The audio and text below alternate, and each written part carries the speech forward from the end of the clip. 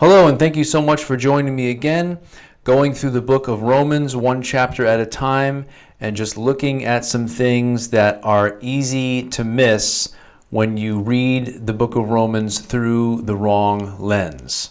So now we're going to talk about Romans chapter 2. So in the last video, we talked about Romans chapter 1, and we saw that Paul was preaching the same gospel that Jesus and the other apostles preached, and that he was on the same mission the other apostles were on, and that is the Great Commission. Paul was not sent out with a message that was unique to him, but he was dealing with a very specific issue in Romans and Galatians and other famous passages that the other apostles did not really address in their writings, and that is the issue that came up in Acts chapter 15. So let's look at what it says quickly before we get into Romans chapter 2, because in order to understand what's happening in Romans 2 and going forward in the book of Romans, we really need to have a firm grasp of the context in which Paul is writing the letter to the Romans. And you have to keep your eye on that context as you go through Romans, or you'll probably misunderstand him and you'll end up like the people Peter warns us about in the end of his second epistle, people who twist Paul's writings and use them in a dangerous way. So, context reminder, Acts chapter 15, verses 1 and 5. Certain people came down from Judea to Antioch and were teaching the believers, unless you are circumcised according to the custom taught by Moses, you cannot be saved. And then a few verses later, verse 5, at the Jerusalem council, it says, then some of the believers belonging to the party of the Pharisees stood up and said, the Gentiles must be circumcised and required to keep the law of Moses. So the big question being dealt with at this council was, do the Gentiles need to get circumcised, and do they need to keep the law of Moses to be saved? Do they need to keep all of those 600 plus regulations that were meant to set Israel apart from the Gentiles in the Old Covenant, or is their faith in Jesus enough? Notice that the question is not, do the Gentiles need to obey Jesus to be saved? Nobody was wondering if obedience plays a role in salvation at the council in Jerusalem. Not at all what's being discussed. No, the question is, do the Gentiles need to become Jews? Do they need to live under the Old Covenant law to be saved? They were not asking the question, do they need to live according to the law of Christ to be saved? All right, now keep that context in mind as we look at some things in Romans chapter 2. There are three simple points that I would like to make here in this video. Number one, Paul's teaching on salvation and the judgment to come is the same as Jesus and Peter's teaching. Number two, the good works or the requirements of the law that Paul talks about in Romans chapter 2 are not the same thing as the works of the law he talks about in Romans chapter 3. And point number 3, Paul shows us again in Romans 2 that his gospel is the same as the gospel of Jesus. All right, point number 1, Paul's teaching is the same thing that Jesus and Peter teach about salvation and the judgment to come. Romans 2, 6-11 says, God will render to each one according to his deeds. Eternal life to those who by patient continuance in doing good seek for glory, honor, and immortality. But to those who are self-seeking and do not obey the truth, but obey unrighteousness, indignation and wrath, tribulation and anguish on every soul of man who does evil, the Jew first and also the Greek, but glory, honor, and peace to everyone who works what is good, to the Jew first and also to the Greek, for there is no partiality with God. So a couple things real quick. Paul tells us in verse 6 that God will repay each person according to what they have done. Jesus says the same in Matthew 16:27. For the Son of Man is going to come in his Father's glory, and he will reward each person according to what they have done. And in John 5:28 and 29, Jesus says, a time is coming when all who are in their graves will hear his voice, the voice of the Son of Man, Jesus, and come out. Those who have done what is good will rise to live, and those who have done what is evil will rise to be condemned. And Paul says the same thing. Paul then tells us in verse 7 that God will give eternal life to those who patiently continue doing good, seeking glory, honor, and immortality. And that sounds a bit like what Jesus says about the good soil in Luke chapter 8, verse 15, that they are the people with a noble heart who persevere and produce a crop. And please see also 2 Peter 1:5-11 with a special emphasis on verses 10 and 11. Paul then says in verses 8-11 that there will be trouble and distress for all who do evil, both Jews and Greeks, and glory, honor, and peace for everyone who does good, both Jews and Greeks, because he says there is no partiality with God. God is going to treat Jews and Gentiles the same. So remember that Acts 15 context. Paul is trying to help the Jewish people in the Church of Rome to see that Jews and Gentiles are both on equal ground here. God is not partial to Jewish people. He doesn't play favorites. Both Jews and Gentiles will be judged based on the good or the bad they did, and being Jewish and circumcised on the day of judgment will not save someone if they did not live a righteous life in obedience to God. And this is very similar to what Peter says in Acts 10:34 and 35 in the home of Cornelius, where he says, in truth, I perceive that God shows no partiality, but in every nation, whoever fears him and works righteousness is accepted by him. However, Paul will go on to say in Romans 3 that justification is by faith apart from the works of the law. And to evangelicals who often do not fully grasp Paul's Jew-Gentile Mosaic law context in the book of Romans, this sounds like he's now saying that good works and living a righteous life in obedience to God actually do not play any role in justification or salvation. It sounds to them like Paul is basically canceling out what he had just said in chapter 2.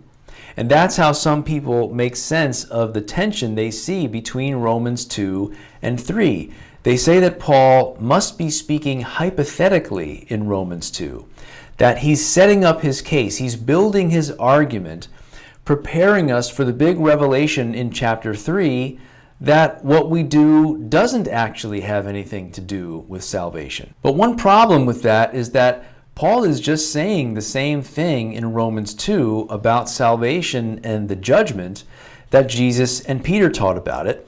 And obviously Jesus and Peter were not speaking hypothetically. They weren't building some argument where they go on to cancel out what they taught about salvation and the judgment. And so that can't be the right way to bring Romans 2 and 3 together. There must be another way to explain this apparent tension between Romans 2 and Romans 3. And that brings us to point number 2. The righteous requirements of the law, or the good deeds, the righteous life that Paul speaks about in Romans chapter 2, versus the works of the law he speaks of in Romans 3. These are actually not the same thing. These are two different categories of works, one relevant to salvation and the other totally irrelevant to salvation in the new covenant. One really does have something to do with salvation and how the judgment will go for us, and the other really doesn't. And so this is why there's no tension between Romans 2 and Romans 3. Please let me explain. Moving forward in Romans chapter 2, Paul says in verses 14 and 15, "For when Gentiles who do not have the law by nature do the things in the law, these, although not having the law, are a law to themselves, who show the work of the law written in their hearts." And he also says in verses 25 and 26, "For circumcision is indeed profitable if you keep the law. But if you are a breaker of the law, your circumcision has become uncircumcision. Therefore, if an uncircumcised man keeps the righteous requirements of the law, will not his uncircumcision be counted as circumcision?" So Paul says that the Gentiles, people who do not have the Mosaic law, sometimes naturally obey the things of the law, and that they have the work of the law written on their hearts, even though they have never been taught the law. They sometimes obey what Paul calls the righteous requirements of the law on their own, simply by listening to their God-given conscience. In Romans 2, when Paul talks about doing good, and when he talks about the requirements of the law, he's talking about things in the law that are moral in nature and which are apparent to most human beings, not only to Jews. Things Gentiles know are good or bad without ever having to talk to a Jew, without ever having to have someone teach them the law of Moses.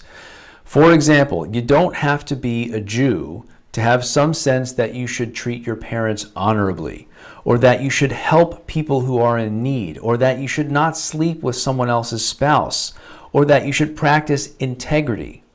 These are things that have to do with love and generosity and honesty, humility. The righteous requirements of the law are what Paul is talking about in Romans 8, 3 and 4, where he says, "For what the law could not do in that it was weak through the flesh, God did by sending his own Son in the likeness of sinful flesh on account of sin. He condemned sin in the flesh, that the righteous requirement of the law might be fulfilled in us, who do not walk according to the flesh, but according to the Spirit." See, both Jews who had the law of Moses and Gentiles who were ignorant of the law of Moses were both under the power of sin. And Jesus came and died and rose again to break that power, so that both Jews and Gentiles who listened to him would be changed into people who fulfill the righteous requirements of the law. He died to transform all of us, Jew and Gentile, from people who do evil into people who do good. People who by persistence seek for glory and honor and immortality, so that we will be able to stand before him on the day of judgment. But see, in Romans 3:20 and 3:28, when Paul says that we are not justified by the works of the law, he is talking there about a different kind of works from the righteous requirements of the law. He means the kind of things that the Jewish Christians wanted the Gentile Christians to start doing in Acts chapter 15. Those Gentile Christians were already obeying what Jesus said. And so as Romans 8 says, the righteous requirement of the law was already being fulfilled in them. In fact, they were exceeding the moral requirements of the Mosaic law, having become obedient to the Sermon on the Mount, where Jesus raises the bar substantially. But now some Jewish Christians wanted these Gentile believers to do these other kinds of works also. Works that were unique to Israel, things that only a Jew would know about, but which would generally never occur to a Gentile, since they don't have the law of Moses. Some of these works of the law might have a moral aspect to them, but many of them did not have a moral aspect to them, other than that Jews were morally obligated to obey them under the Old Covenant because God had told them to. Things like circumcision, which is what Paul is primarily talking about here in Romans 3, or food laws, not mixing yarn, feast days and Sabbaths and new moons, stoning people for certain sins, what to do if your ox gores someone, what to do if a skin disease develops, how long is someone ceremonially unclean if they have some kind of bodily fluid problem, or tithing laws, or what to do with a piece of furniture if a woman sits on it while she's menstruating. So these are two different categories of works. Righteous requirements of the law, Romans 2, that's for everyone, and that's still for the new covenant today. This is going to play a role in how it goes for us on the day of judgment. And the works of the law being discussed in Romans 3, that's for Jews only. That was just for the nation of Israel in the Old Covenant. They're not the same thing, because look at what Paul says in chapter 3, verse 28. He says, "For we hold that one is justified by faith apart from the works of the law, or is God the God of Jews only?" Is he the God of Jews only? When Paul asks that rhetorical question, or is God the God of Jews only, after having just said that we're not justified by the works of the law, he shows us that when he uses this phrase, works of the law here, he means the kind of things that Jews only would know about. So you see, he can't be talking about the same kinds of works that he was talking about in Romans 2, because the things he was talking about in Romans 2 are things that Gentiles also know about intuitively. There's a good example of this distinction in Matthew 23, verses 23 and 24, where Jesus rebukes the Pharisees, and he says, "Woe to you, teachers of the law and Pharisees, you hypocrites! You give a tenth of your spices, mint, dill, and cumin, but you have neglected the more important matters of the law, justice, mercy, and faithfulness. You should have practiced the latter without neglecting the former. You blind guides, you strain out a gnat, but swallow a camel." The Pharisees were very serious about what Paul calls the works of the law, doing all those things that only a Jew would know about, like tithing 10% of their spices. But they neglected what Jesus called the weightier matters of the law, or what Paul calls the righteous requirements of the law, things that had to do with justice and mercy and faithfulness to God. See, a Gentile would generally never figure it out on their own that, hey, I should really be tithing 10% of my herbs and spices. But when it comes to things that have to do with justice and mercy and faithfulness, see, those things are obvious to all human beings. So one of these categories, the works of the law, has been made irrelevant in the new covenant. But the other category, the righteous requirements of the law, are still relevant. And so you see, there's no tension between Romans 2 and Romans 3 because he's talking about two different things. And this is the same reason why there's actually no tension between the teaching of Paul and the teaching of James. Because when Paul says we're justified by faith apart from works of the law, he's talking about Mosaic law, circumcision, food laws, things like that. But when James says that a man is justified by works and not by faith alone, he's talking about good works of faith, good works of love for God and love for neighbor. Totally different context, totally different category. So you see, Paul is building an argument in Romans chapter 2. But the big conclusion, the big revelation that he's building towards in chapter 3 is that the works of the Old Covenant law, circumcision in particular, play no role in salvation. But now the big revelation that a lot of evangelicals need to have sink in after having been indoctrinated with Reformation theology and with today's popular Protestant literature and media and preaching is that good works of obedience, the righteous requirements of the law, the things Jesus talked about and commanded us in places like the Sermon on the Mount, see, that stuff does play a role in salvation, as Romans 2 explicitly teaches.